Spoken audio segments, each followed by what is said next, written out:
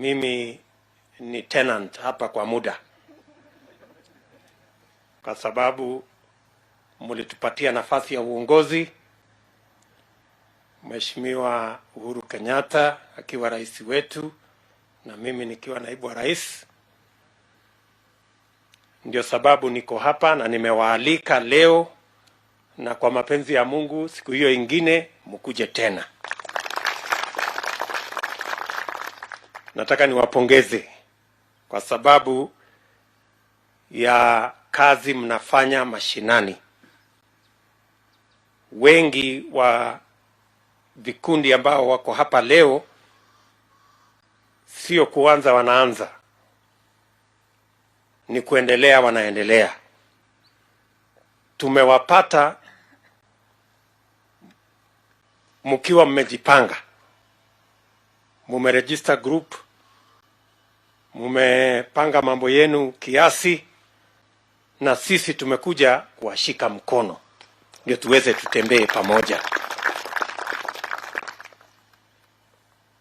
Serikali ya Kenya, kwa sababu ya kutambua ugumu tulio nao sasa, kwa sababu ya mambo ya COVID-19, biashara nyingi zimeharibika, watu wengi hawaendi kazini, mambo mengi yamekwama. Na sababu hiyo tuko na mpango mkubwa wa serikali, vile mumesikia, ya mambo ya kurevive uchumi wa taifa letu la Kenya.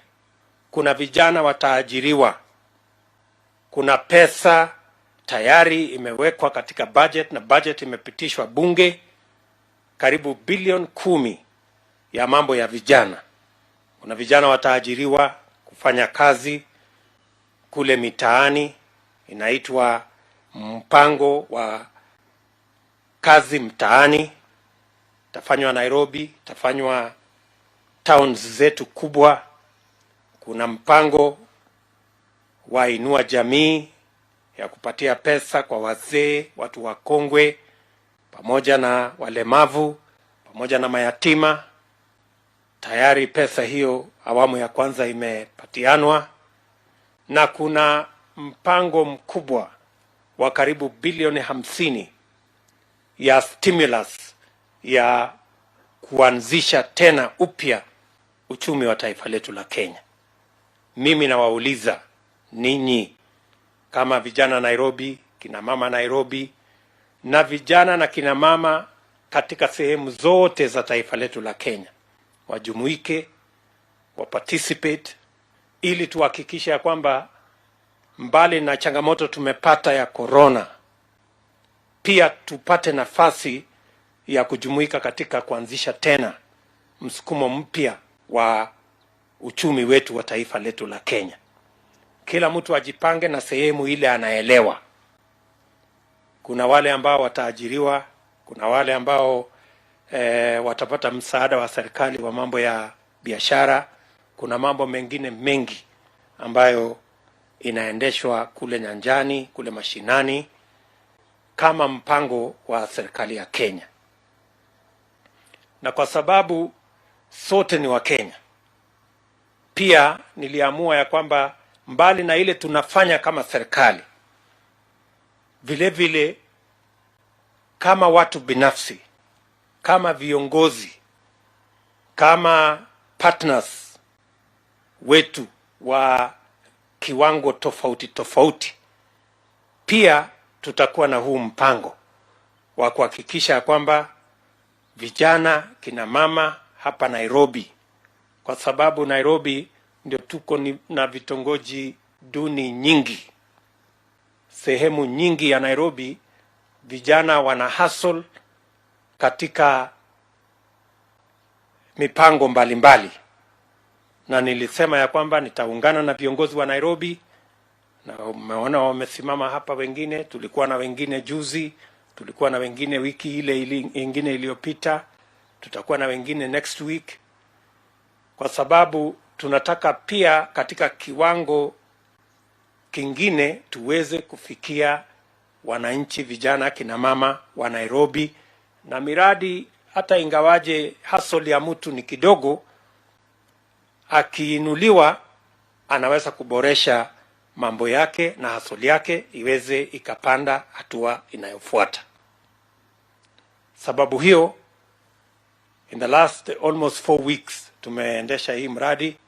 Leo tumefika hapa na wapongeza mmekuja kunitembelea na tuweze kufanya hii kazi pamoja na nyinyi. Najua hapa kuna viongozi ya vikundi karibu 25 ambao wamefika hapa leo. Tutakuwa na vikundi ingine wiki ijayo. Mimi nafurahi kwamba hamjapoteza wakati wenu kunyosheana vidole ya lawama. Hamutafuti excuses. Hakuna mtu anatafuta vizingizio. Kila mtu anajua akifanya bidii kuna Mungu atafaulu. Kila mtu anajua. Nikiona Caroline hapa, huyu Caroline Wambui wa kutoka Mwihoko kule Githurai, yeye alipata changamoto na matatizo na watu wabaya, mkasikia alinajisiwa, lakini hajapoteza nafasi yake akijaribu kulaumu situation yake. Aliona ni vizuri afanye bidii, atafute biashara hata kama ni ndogo ya kushona sweta. Tumemsoma kwa mtandao. Leo tumempatia machine na tutampatia capital ya kupanua hiyo biashara yake. Lakini kama yeye angekaa nyumbani, aanze kulalamika, aanze kutafuta nani wa kulaumu, angekuwa hapa leo kweli? Na ndio sababu mimi nataka niwaeleze kila kijana katika Kenya hii. It is not where you are. It is not your situation. It is what you do with your situation that will make the difference in your life. Nyinyi mnanielewa? Kama mimi ningelalamika hata mimi ni mtu ya kuuza kuku huko kwa reli kule Eldoret, mimi ningekuwa naibu wa rais hapa. Si niliamua ni kunje shati, nikaze mshipi, ni hustle, si mimi nimefika hapa. Ama ni aje? Kwa hivyo, if you are looking for a testimony, look at Caroline here. Yeah? Look at me here. We will go places as a nation. It doesn't matter where the community you come from.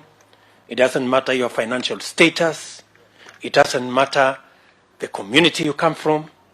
It matters that you wake up early and you work hard and you are determined and you are resilient and you are focused. The sky is the limit. Sijui kama tunaelewana. Na ndio sababu kwa pamoja sisi wote kwa pamoja ni lazima tuungane ndio tuondoe vizuizi na vikwazo na challenges ambazo zimewekwa barabarani, eti ile kuwa na Kenya ya watu kundi hii na kundi ile. Hapana. Kenya ni yetu sisi zote na sisi wote ni sawa mbele ya sheria.